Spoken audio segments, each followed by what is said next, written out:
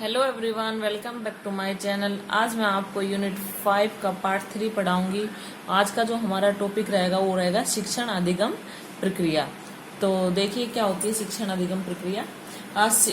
शिक्षण शिक्षक एवं शिक्षार्थी के मध्य की अंतःक्रिया है, यानी कि क्या है, एक जो विद्यार्थी रहता है और जो टीचर रहता है उसके मध्य जो क्रियाएं होती हैं उसे क्या बोलेंगे, हम शिक्षण बोलेंगे। शिक्षक एवं शिक्षार्थी के मध्य जो अंतःक्रिया होती है वह शिक्षण कहलाती है, जिसके माध्यम से शिक्षक बालकों को अपने विषय वस्तु आधारित ज्ञान बालकों तक पहुंचाने, उनके व्यवहार में परिवर्तन करता है।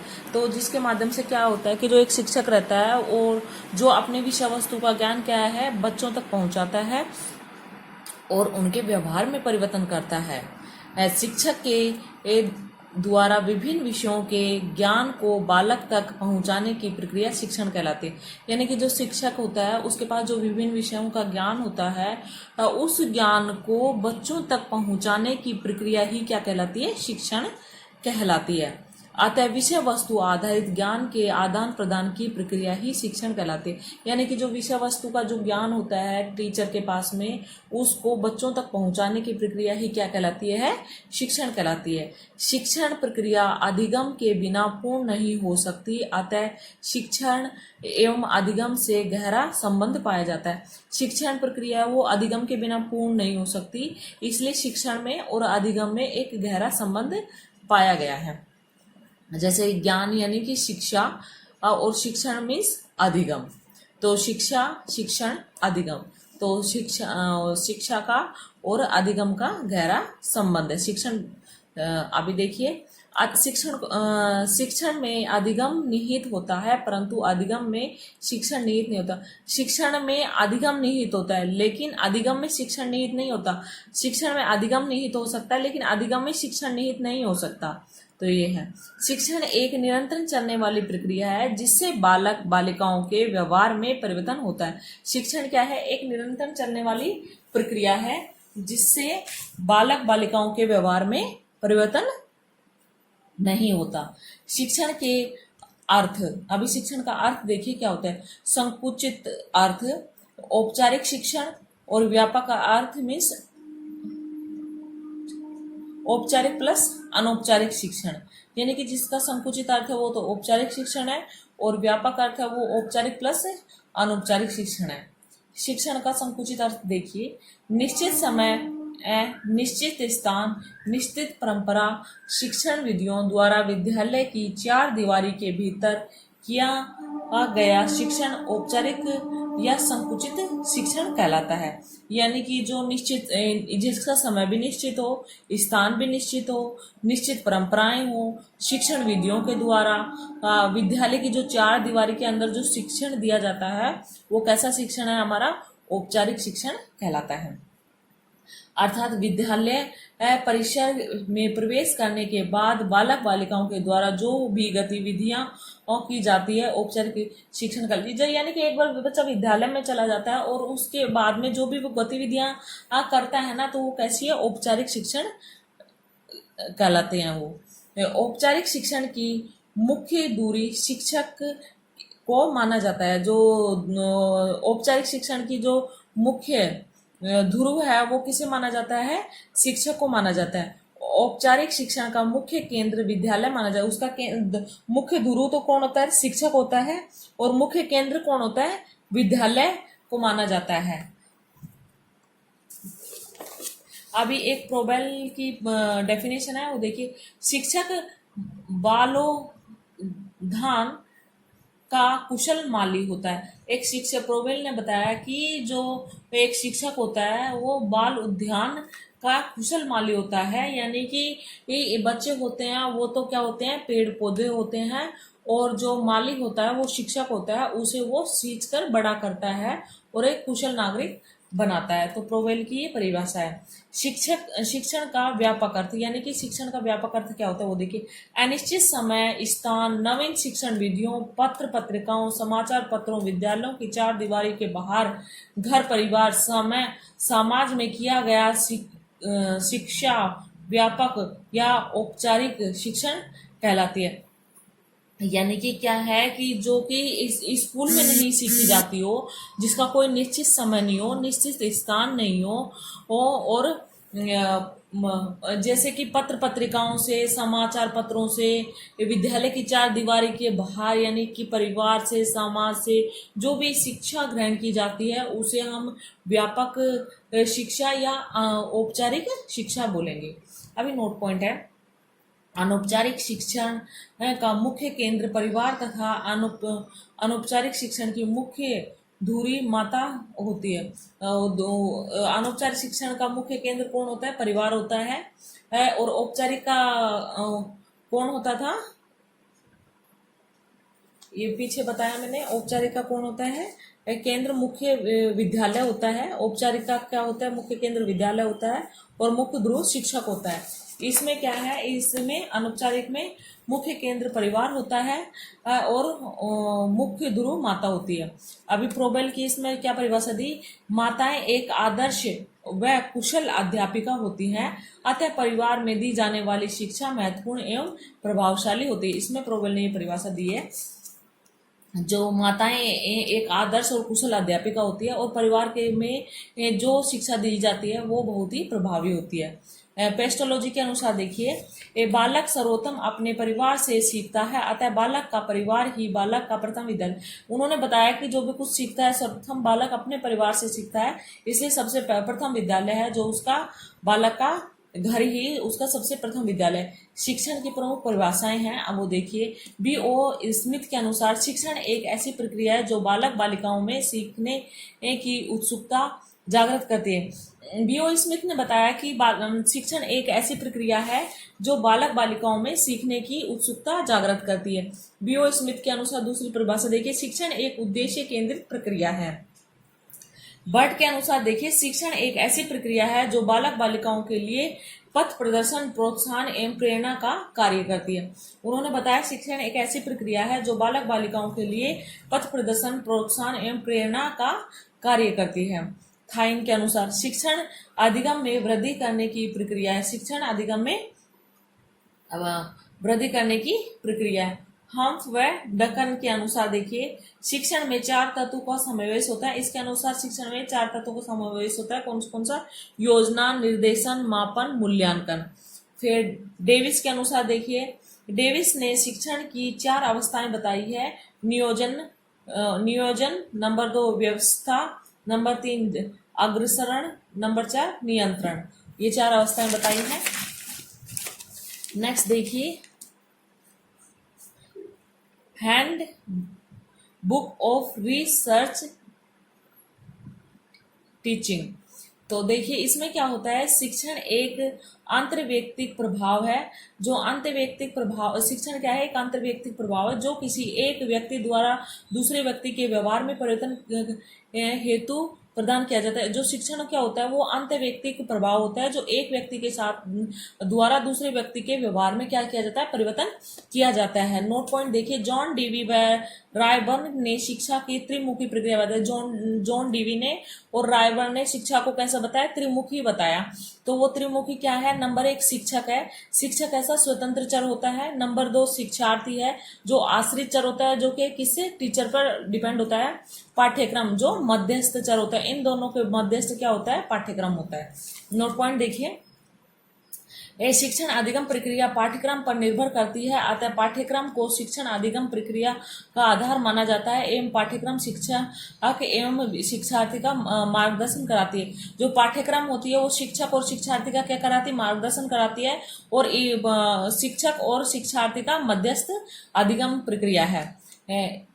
एडम्स महोदय की शिक्षण प्रक्रिया को द्विमुखी मानते हैं। एडम्स महोदय क्या है कि उन्होंने बताया कि जो शिक्षण प्रक्रिया होती है वो द्विमुखी होती है। शिक्षक और शिक्षार्थी ये जो दो ही मानी गई है। शिक्षा के चर, मनोवैज्ञानिकों ने शिक्षा के 3 चर बताए। मनोवैज्ञानिक ने शिक्षक बताया जो स्वतंत्र चर है, शिक्षार्थी बताया जो आश्रित चर है, पाठ्यक्रम बताया जो मध्यस्थ चर है। शिक्षण के स्तर, मनोवैज्ञानिकों ने शिक्षण के 3 स्तर बताए। स्मृति स्तर, हंट ने विचार युक्त अवस्था यानी कि सक्रिय, शिक्षक सक्रिय होता है इसमें। विचार युक्त अवस्था यानी कि इसमें क्या होता है? शिक्षक सक्रिय होता है। अबोध स्तर यानी कि मारिशिन ने दिया मध्य अवस्था यानी कि दोनों इसमें सक्रिय होते हैं, इसमें टीचर भी सक्रिय होता है और स्टूडेंट भी। चिंतन स्तर हर्बर्ट ने बताया इसमें विचारहीन अवस्था होती है, केवल शिक्षार्थी सक्रिय होता है। नोट पॉइंट देखिए, चिंतन स्तर को समस्या का समाधान स्तर के नाम से भी जाना जाता है। शिक्षण के स्तर या उपागम, तो ये देखिए कि क्या होते हैं। हर्बर्ट उपागम प्रथम अवस्था, स्मृति स्तर, विचारहीन स्तर, जो कि क्या है प्रथम है। सेकंड होता है मारिशन उपागम यानी कि द्वितीय अवस्था, अबोधात्मक स्तर, मध्य अवस्था। हंट उपागम तृतीय अवस्था, चिंतन स्तर, विचार युक्त। इन फिर है फर्स्ट देखिए स्मृति स्तर यानी कि हर्बर्ट उपागम। शिक्षण के इस उपागम में शिक्षक द्वारा अपनी विषय वस्तु का प्रस्तुतिकरण किया जाता है। इसमें क्या है कि इस शिक्षण के इस उपागम में शिक्षक द्वारा जो टीचर होता है वो अपनी विषय वस्तु को क्या करता है, प्रस्तुत करता है तथा बालक उनका अनुकरण करते हैं और बालक जैसे वो टीचर बोलता है वैसे उसका अनुकरण करते हैं, करते हुए उसका स्मरण करते हैं। अनुकरण करते हुए क्या करेंगे, उसका स्मरण करते हैं। नोट पॉइंट देखिए, इस उपागम में शिक्षक प्रमुख होता है तथा छात्र को स्थान गौण माना जाता है। इसमें क्या होता है कि छात्र प्रमुख होता है और जो छात्र नहीं शिक्षक होता है जो प्रमुख होता है और छात्र होता है यानी कि बालक होता है उसका स्थान गौण माना जाता है।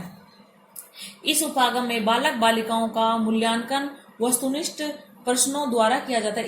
इस उपागम में क्या होता है, बालक बालिकाओं का जो मूल्यांकन होता है वो वस्तुनिष्ठ प्रश्नों के द्वारा किया जाता है। मारिशिन स्तर देखिए, मारिशिन स्तर में देखिए इस उपागम यानी कि स्तर में शिक्षक द्वारा बालक बालिकाओं का गुट रहस्यों तथ्यों का ज्ञान कराया जाता है, यानी कि गुट रहस्यों या तथ्यों का ज्ञान कराया जाता है। इस स्तर पर या उपागम में शिक्षक व शिक्षार्थी दोनों सक्रिय होते हैं। मारिसन स्तर पर क्या होते हैं, इसमें शिक्षक भी सक्रिय होता है और शिक्षार्थी भी सक्रिय होते हैं, यानी कि जो टीचर होता है वो भी सक्रिय होता है और बालक होता है वो भी सक्रिय होता है। इस उपागम में बालकों का मूल्यांकन वस्तुनिष्ठ लघुत्रात्मक एवं निबंधात्मक प्रश्नों द्वारा किया जाता है। तो इसमें क्या होता है कि कैसे करते हैं, इनमें मूल्यांकन वस्तुनिष्ठ, इसका मूल्यांकन वस्तुनिष्ठ लघुत्रात्मक निबंधात्मक प्रश्नों के द्वारा किया जाता है। चिंतन स्तर देखिए, चिंतन स्तर हंट उपागम यह समस्या समाधान आधारित उपागम है। इसमें क्या होता है कि समस्या का समाधान किया जाता है। इस उपागम में मौलिक चिंतन को विशेष महत्व दिया जाता है, यानी कि जो मौलिक चिंतन होते हैं उसे विशेष महत्व दिया जाता है। इस उपागम में बालक सर्वाधिक सक्रिय माना जाता है। इसमें बालकों का मूल्यांकन करने हेतु वस्तुनिष्ठ प्रश्नों का समावेश किया जाता है। इसमें क्या होता है कि ये जो बालक होता है वो अत्यधिक सक्रिय होता है और इसमें समस्याओं का समाधान किया जाता है और मूल्यांकन करने हेतु वस्तुनिष्ठ प्रश्नों का समावेश किया जाता है। नेक्स्ट है हमारा शिक्षण प्रक्रिया की प्रमुख विशेषताएं। जो शिक्षण प्रक्रिया की हैं वो प्रमुख विशेषताएं देखिए। शिक्षण नंबर 1 है शिक्षण एक निरंतर चलने वाली प्रक्रिया। शिक्षण क्या है, एक निरंतर चलने वाली प्रक्रिया है। शिक्षक एवं शिक्षार्थी के मध्य की अंतःक्रिया है। ऐसे शिक्षण हमेशा निरंतर चलता रहता है और एक विद्यार्थी और टीचर के बीच में जो मध्य में होने वाली जो अंतःक्रिया है वो है। नंबर 3 पे आता है शिक्षण व्यवहार में परिवर्तन करने की प्रक्रिया है, यानी कि किसी भी व्यक्ति को हम शिक्षा देके और उसके व्यवहार में परिवर्तन कर सकते हैं, तो शिक्षण व्यवहार में परिवर्तन करने की प्रक्रिया है। शिक्षण एक उद्देश्यपूर्ण प्रक्रिया है। 5th पे आता है शिक्षण एक औपचारिक और अनौपचारिक प्रक्रिया है। 6th है शिक्षण विज्ञान एवं कला दोनों है। 7 पे आता है शिक्षण एक सामाजिक गतिविधि है। नंबर 8 पे आता है शिक्षण एक मनोवैज्ञानिक प्रक्रिया है।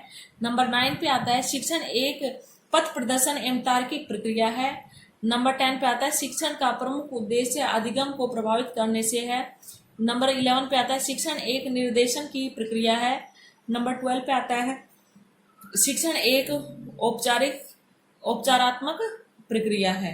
तो ये क्या है, शिक्षण प्रक्रिया के प्रमुख विशेषताएं थी। अभी देखिए ये शिक्षण के प्रमुख शिक्षण सूत्र हैं वो देखिए। फर्स्ट है ज्ञात से अज्ञात की ओर, जो सूत्र है वो इसका उपयोग कहाँ किया जाता है, इसका उपयोग प्रस्तावना प्रस्तुतिकरण के दौरान किया जाता है। जब हम क्लास में पढ़ाते हैं और पहले चैप्टर की प्रस्तावना देते हैं तब ज्ञात से अज्ञात की ओर इस प्रस्तुतिकरण का प्रयोग किया जाता है। सरल से जटिल की ओर। विषय वस्तु का प्रस्तुतिकरण करने के लिए जब हम कोई विषय वस्तु पढ़ा रहे हैं और उसको जब हम प्रस्तुत कर रहे हैं तो हम क्या करेंगे, सरल से जटिल का प्रयोग करते हैं। पूर्ण से अंश की ओर गेस्टाल्टवादियों की देन है। ये पूर्ण से अंश की ओर ये सिद्धांत किसका देन है, गेस्टाल्टवादियों की ये देन है।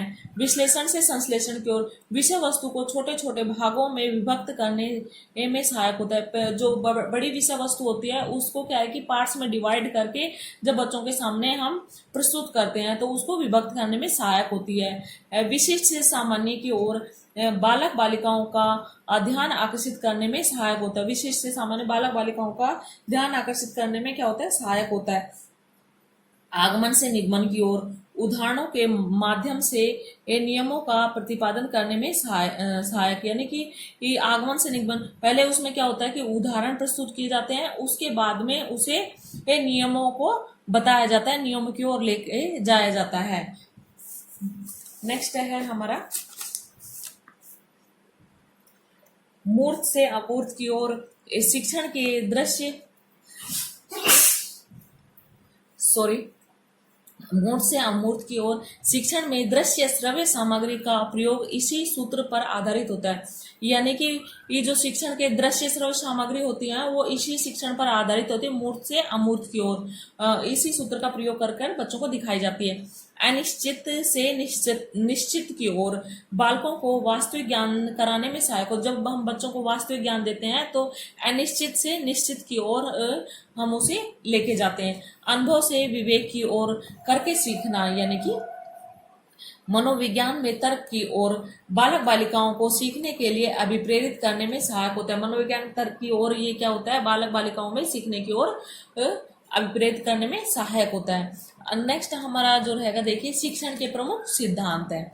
तो शिक्षण के प्रमुख सिद्धांत क्या है, उद्देश्यों के निर्धारण का सिद्धांत, विषय वस्तु के चयन का सिद्धांत, नियोजन का सिद्धांत, अभिप्रेरणा का सिद्धांत, रुचि का सिद्धांत, विषय वस्तु की क्रमबद्धता का सिद्धांत, क्रियाशीलता का सिद्धांत, व्यक्तिगत भिन्नता का सिद्धांत, लोकतांत्रिक वातावरण का सिद्धांत।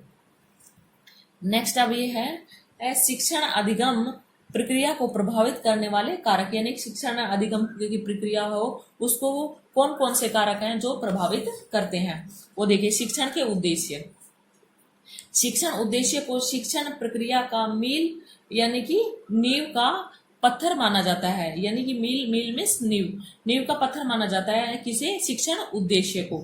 नंबर सेकंड आता है कक्षा कक्ष की संवेगात्मक स्थिति। नंबर थर्ड आता है मनोवैज्ञानिक वातावरण। फोर्थ, भौतिक संसाधन व सहायक सामग्री। हमारे पास कौन कौन सी भौतिक संसाधन उपलब्ध है, कौन कौन सी सहायक सामग्री है, वो भी हमारे शिक्षण को प्रभावित करती है। शिक्षण का व्यक्तिगत, तो इसमें क्या होता है, शिक्षक को विषय वस्तु का पूर्ण ज्ञान होना चाहिए। इसमें क्या होता है, शिक्षण का व्यक्तिगत, इसमें जो शिक्षक जो पढ़ा रहा है उसे अपने विषय वस्तु का क्या है कि पूर्ण रूप से ज्ञान होना चाहिए।